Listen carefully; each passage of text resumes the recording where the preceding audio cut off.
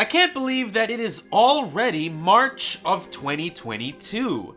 When did that happen? I'm still processing the fact that Spider-Man No Way Home is a film that exists in real life. So, while I'm still trying to catch up with reviewing movies that I've seen way back in December, I might as well start with The Matrix Resurrections. Years after the events of Matrix Revolutions, Mr. Anderson, aka Neo, is unsure if his life is real or just a mental construct.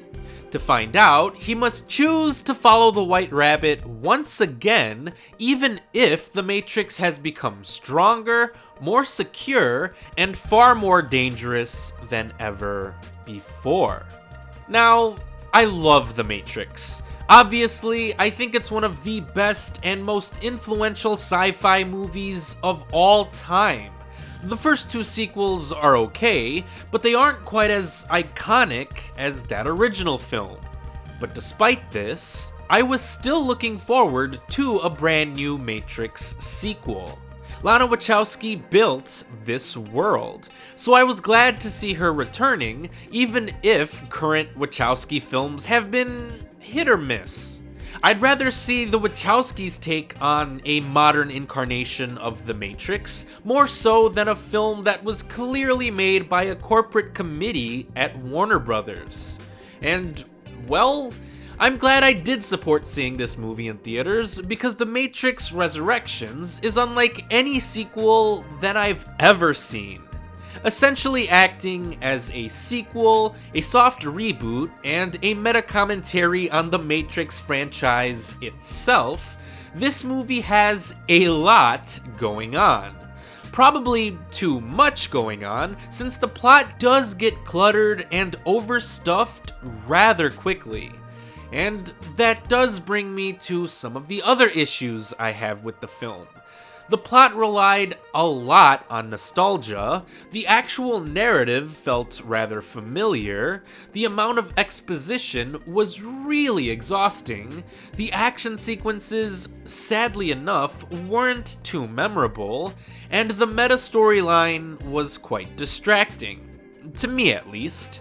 So, yes, I do wish that the story had a tighter focus. I do think that the plot could have been more simplified and not so all over the place. I do wish that the action scenes were more memorable and that the VFX were more captivating. And I do think that the movie could have existed without a meta-commentary, since the inclusion of said meta-narrative felt like a troll on Lana Wachowski's behalf, as if she was intentionally trying to give Warner Brothers the middle finger for trying to force a Matrix sequel into existence with or without her involvement. And yet, despite all of these issues, I still actually enjoyed the film quite a bit. It was fun seeing Keanu Reeves and Carrie Moss returning to play Neo and Trinity, of course. But I thought it was far more interesting to see how the world of The Matrix had progressed since the last time we had seen it. The Wachowskis have created a fascinating world, and I would love to see new stories, especially with new characters, being told in this universe. So even if Lana included a bunch of wild and crazy concepts that I believe don't really work so well in this film, I can't deny that I do find her ideas to be incredibly creative and interesting. It would have been so easy to make a movie that felt like Ghostbusters Afterlife or Star Wars The Force Awakens. That does seem to be the current trend in Hollywood, making a sequel to a franchise that essentially tells the exact same story of the original film in the series, but with brand new characters that have some familial connection to the legacy characters. But The Matrix Resurrections is more than just that. I truly believe that director Lana Wachowski, as a storyteller, was trying to make a film that felt fresh and unique. And even if she did end up making a movie that felt needlessly convoluted by including so many different moving pieces, I admire her attempt to make something creative and original within her own franchise. So, even though some hardcore fans may have found this movie to be infuriating, and most average moviegoers had no interest in even seeing another Matrix sequel, I thought Resurrections was a decent entry into the Matrix franchise.